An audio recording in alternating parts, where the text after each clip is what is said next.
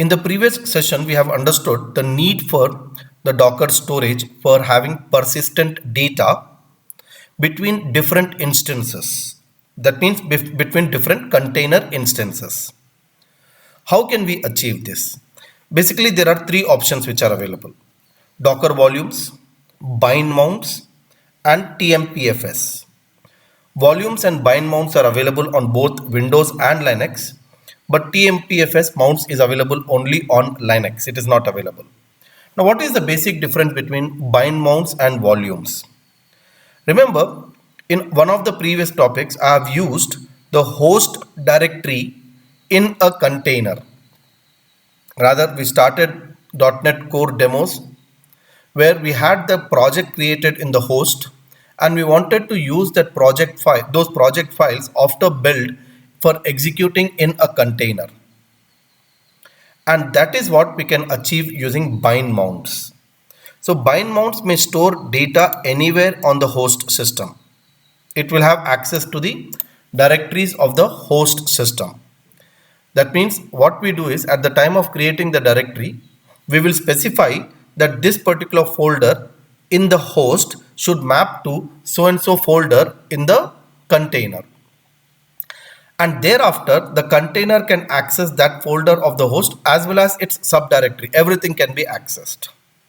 So there may be important files or directories in the host, and those will get exposed to the container, and probably that is not what is expected many times.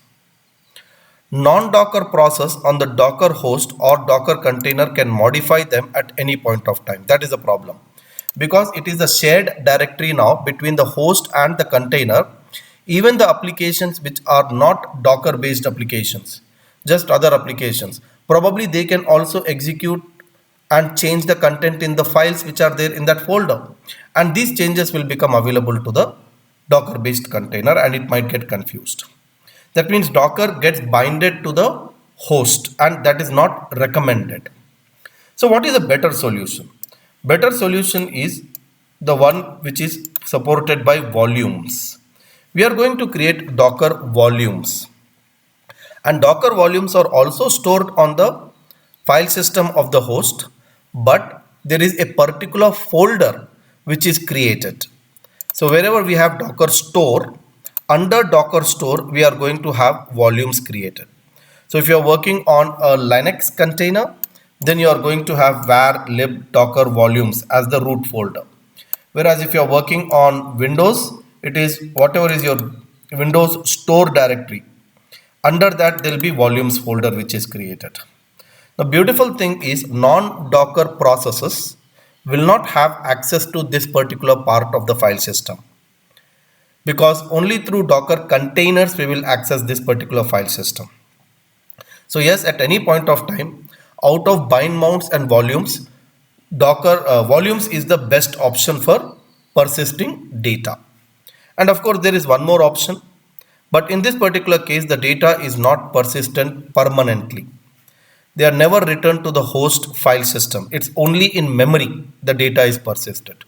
So yes, storage if you want to be faster, and if you do not want to persist the data physically so that you can reuse it in subsequent execution, then you do have TMPFS option, but remember it is supported only by Linux.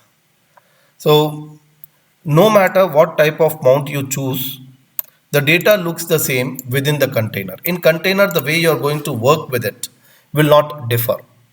So yes, we have got container. This is the best diagram which can make it easily understandable to you. Imagine this is the host file system and this container is being launched in my host machine. So the container is going to use bind mount and it will have access to the complete host file system. Whereas through container, within the file system, only the Docker area will be accessible through volume. And of course, TMPFS will only be able to access the memory in the host. It is not going to be mapped anywhere to the physical file system. So only temporary data can be stored here. So what is important is bind mounts have been around since the early days of Docker. Bind mounts have limited functionality when compared to the Docker. So from the beginning of Docker itself, we have got bind mount support. but it has very limited functionality. When you use bind mount, a file or directory on the host is mounted onto the container. The file or directory is referred by its full or relative path on the host machine. Whereas when you use volume, a directory is created in Docker storage directory in the host machine. This is very interesting. There is a separate directory created and only Docker can manage that particular directory. Volumes are preferred mechanisms for persisting data generated by and used by Docker containers. Of course, volumes was a feature added in the later version, and that is what is the preferred option for various reasons which we are going to see shortly. Volumes can offer better choice for than persistent data in the writable area because volumes does not increase the size of container.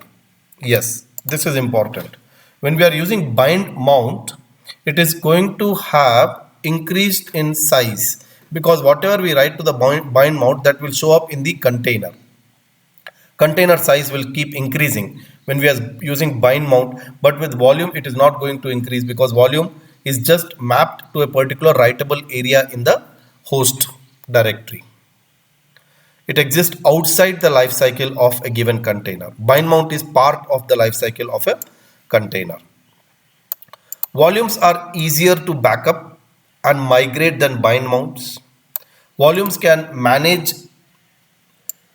managed using CLI commands. Yes, bind mounts there is no provision to manage CLI commands. Docker CLI commands can be used for creating a volume, listing all the volumes, probably removing a volume, and you can even inspect a volume. All those features are available.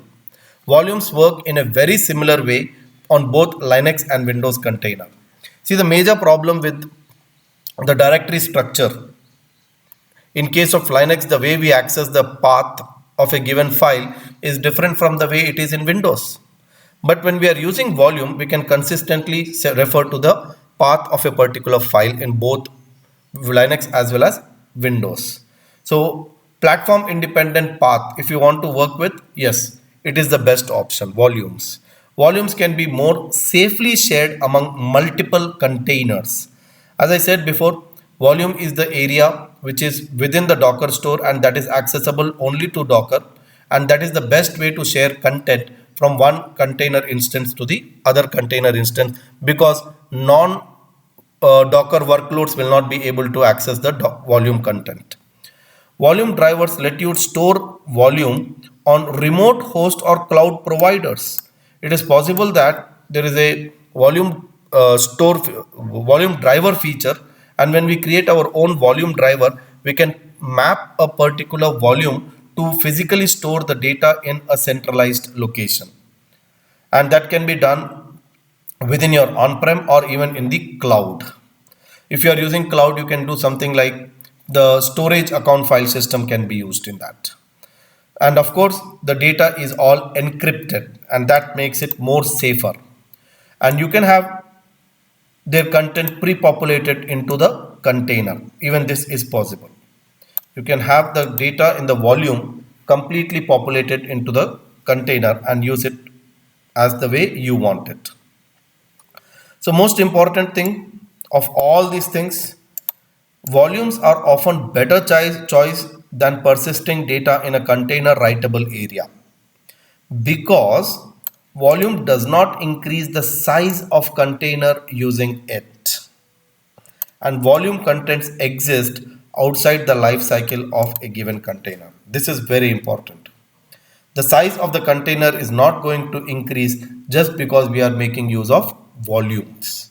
Why? Because the directory structure is completely independent of the life cycle of the container. The directory is on the host, whereas in case of bind mount, the directory is mounted and the extra size which is there in it will be reflected. Whatever we write into the file system is going to get reflected in the size of the container also. So now that we have understood what is bind mount and what is volume, it is now time to look at them practically in the next session. Thank you.